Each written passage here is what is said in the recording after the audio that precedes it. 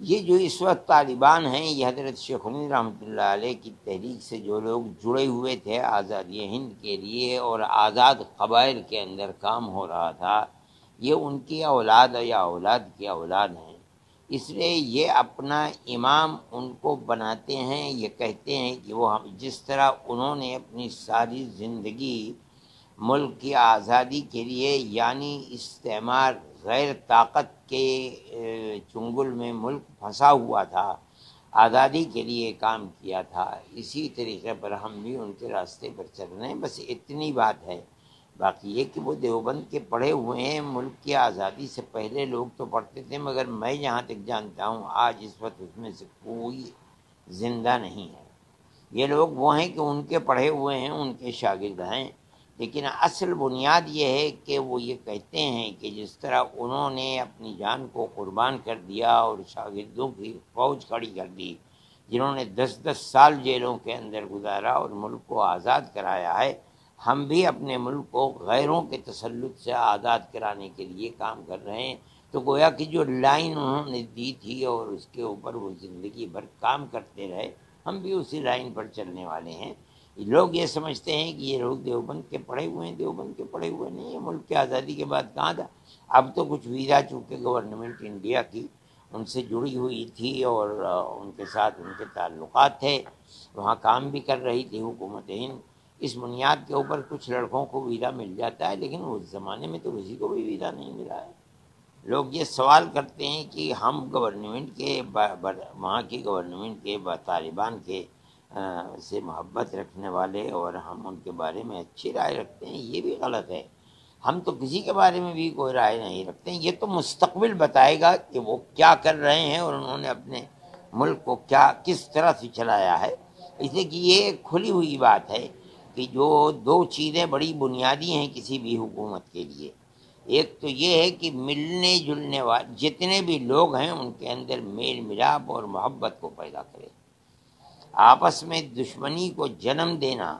یہ کوئی چیز نہیں ہے۔ میل ملاپ کسی بھی طبقے کے اندر، اقلیت اور اکثریت کے اندر، ان کے ملک میں بھی اقلیت اور اکثریت ہے،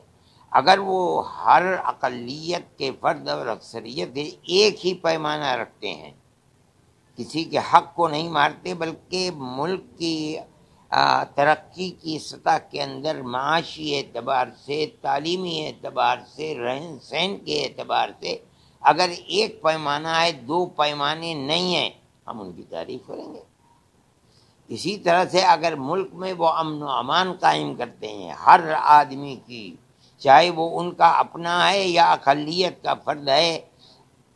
عزت بھی محفوظ ہے، مال بھی محفوظ ہے، جان بھی محفوظ ہے، اگر وہ اس طریقے پر چلتے ہیں ہم تالی بجائیں گے، ہم کہیں گے بہت اچھا ہے، اور اگر اس طریقے پر نہیں چلتے تو دنیا ان کی مخالف ہوگی، ہم بھی اسی لائن کے اندر کھڑے ہوئے ہوں گے۔ طالبان تنہا وہ لوگ ہیں کہ جو ملک کے اندر یہ کہتے ہیں کہ ہم جہاد آزادی وطن کر رہے ہیں، جس طرح ہمارے ملک کے اندر جہاد آزادی وطن ہوا ہے۔ یہ قوم ایسی ہے کہ وہ کسی غیر کے تسلط کو اس نے کبھی قبول کیا ہی نہیں، آج بھی وہ قبول نہیں کر رہے ہیں۔ اس کو وہ دیوبند سے جوڑتے ہیں، وہ حضرت شیخ الہند رحمۃ اللہ علیہ کے تحریک سے جوڑتے ہیں۔ میں نے کہا کہ وہ تحریک جا کر کے افغانستان میں رنگ لائی تھی، اور ایک طبقہ تھا جو ان کے ساتھ کھڑا ہو گیا تھا افغانستان کے اندر، اور انہوں نے جا کر کے وہاں آزاد ہند حکومت قائم کر دی تھی۔ یہ سب حضرت شیخ الہند رحمۃ اللہ علیہ کی تحریک سے جڑے ہوئے لوگ تھے۔